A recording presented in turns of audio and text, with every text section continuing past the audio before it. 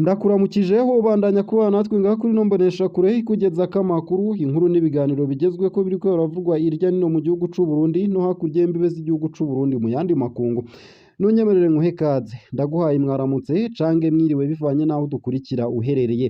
Turi ku munsi wa mbere w'indwi igenekerezo rya 26 z'ukwezi kwa gatandatu umwaka ni 2023. Igisirikare cavumbuye ibisigarira vy'abantu i Beni. Ibisigarira vy'abantu bashika 13 vyaratowe n'abasirikare bari mu bikorwa vyo kugarukana umutekano ahitwa Tenambo mu karere ka Beni mu ntara ya Kivu y'uburaruko mu buseruko bwa Kongo. Ivyo ni ivyashikirijwe n'umuvugizi w'abasirikare bari mu bikorwa bise Sokoro ya mbere Grand Nord ku munsi wa kane igenekerezo rya 21 ruheshi 2023. Aba ADF abashize inguvu hamwe mu ntumbero yo kurwanira intwaro rusangi.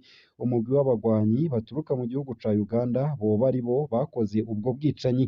Narakugeza ko iyo nkuru ku buryo buramvuruye, nunyemerere ngugeze ko iyi nkuru ivuga ko mu ntara ya Cibitoke ndetse no mu ntara ya Bubanza ubwoba ari bwinshi inyuma y'uko abantu bitwaje ibirwanisho binjiye mu kibira. Abanyagihugu baba ku nkengera y'ishamba kama rya kibira baratekewe n'ubwoba. Abantu bitwaje ibirwanisho bavuye muri Repubulika Iharanira Rusangi ya Kongo bari mu kibira ku bwabo. Ku bw'intahe zegeranijwe aho nyene abo bagwanyi baciye Igihanga, Mpanda, mu Kizina ndetse n'i Musigati bajabutse uruzi Mpanda. Ubwa mbere abanyagihugu b'i Buganda na Rugombo ku rubibe rwa Repubulika Iharanira Rusangi ya Kongo bavuga ko babonye abantu bitwaje ibirwanisho bajabuka Rusizi. Ku bwabo ni abaroberi ba Red Tabara, umurwi witwaje ibirwanisho w'u Burundi ucumbitse muri Sud Kivu ni mu buseruko bwa Repubulika Iharanira Rusangi ya Kongo. I Musigati abanyagihugu baratabaje abajejwe intwaro. Abapolisi n'abasirikare baragiye muri iryo shamba cimeza ariko bavuze ko ataco babonye kidasanzwe. Bagarutse abanyagihugu barashimangiye bavuga ko hibonekeza abantu bitwaje ibirwanisho. Kuva ico gihe ibirindiro vy'abasirikare n'abapolisi vyarashizwe muri ako gace. Uburuhuko bwasabwa n'abapolisi bwarahagaritswe. Uko vyari bisanzwe igisirikare nico gihabwa ivyo bikorwa. Ntivyemewe ko abapolisi bava ku birindiro bashizweko. Turi mu ruhagarara hamwe vyoba ari vyo ko abo bagwanyi boba bahari. Uko akaba ariko vyavuzwe na rimwe mu masoko yo mu gipolisi. Imbonerakure ni abanywanyi b'umuhari w'urwaruka rwa CNDD FDD nabo nyene bagiregeranijwe kugira ngo baje gufasha abo bajejwe umutekano. Uko akaba ariko vyemezwa n'ababibonye. Kuva mu mwaka w'2015 abantu bitwaje ibirwanisho bavuye muri Repubulika Iharanira Rusangi ya Kongo baragerageza kwigarurira ikibira kuva muri komine Musigati. Ivyo bikaba vyaranze kugeza n'ubu. Nayo mbandanije na ya nkuru nari nkugejeje ko mu ntango zano makuru nuko muri Repubulika Iharanira Rusangi ya Kongo muri Kivu y'uburaruko igisirikare cavumbuye ibisigarira vy'abantu i Beni. Ibisigarira vy'abantu bashika 13 vyaratowe n'abasirikare bari mu bikorwa vyo kugarukana umutekano ahitwa Tenambo ni mu karere ka Beni mu ntara ya Kivu y'uburaruko mu buseruko bwa Kongo. Ivyo ni vyashikirijwe n'umuvugizi w'abasirikare bari mu bikorwa bise Sokoro ya mbere Grand Nord ku munsi wa kane igenekerezo rya 21 ruheshi 2023. Aba ADF ni ukuvuga abashize ingufu hamwe mu ntumbero yo kurwanira intwaro rusangi. Umugwi w'abarwanyi baturuka mu gihugu ca Uganda boba ari bo bakoze ubwo bwicanyi.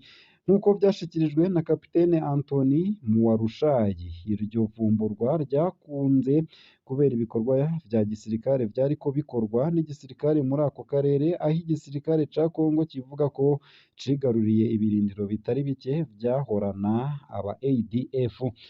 Bamaze kwigarurira ibirindiro bikomeye vy'abihevyi b'aba ADF nko mu mihana ya Abetina ndetse na Kengere, abasirikare ba leta ya Kongo bahavuye bavumbura ibisigarira vy'abantu 13 b'abanyagihugu bene wacu biciwe mu mezi aheze n'abo bihevyi mu ruzi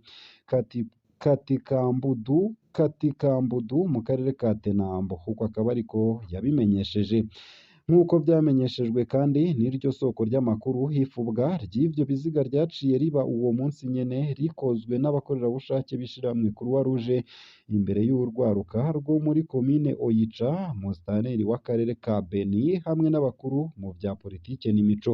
Mu kwezi kwa Ntwarante k'uyu mwaka, ibindi bisigarira vy'abantu vyari vyavumbuwe mu karere ka Kirya muri segiteri ya Rwenzori muri ako karere nyene ka Beni.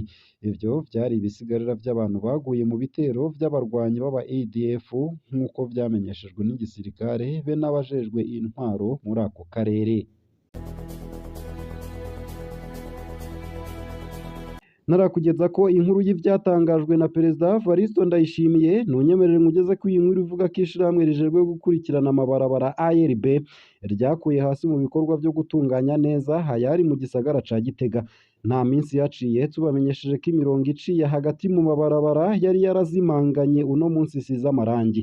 Ibarabara rikikuje ikibuga c'inkino ca Stade Ingoma ririko riratunganywa neza, mbere ngo rishobora kujamwo ikaburimbo.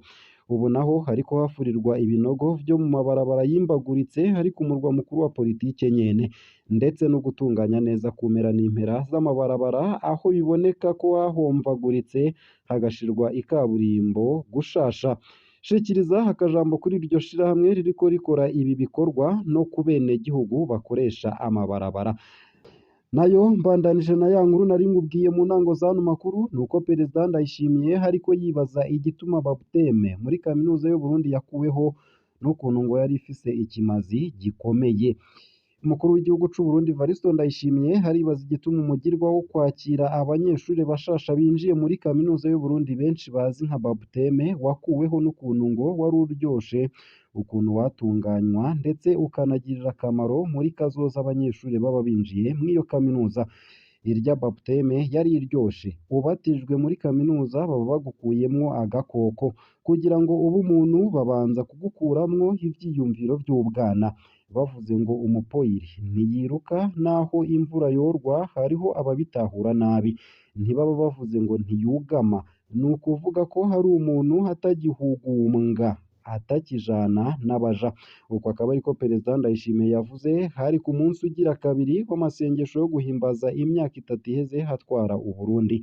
Ariko Perezida Evaristo Ndayishimiye haragaruka akibuka ubwiwe nyene ko haje abantu babi bica bakababaza aho kubatiza nk'uko bisanzwe.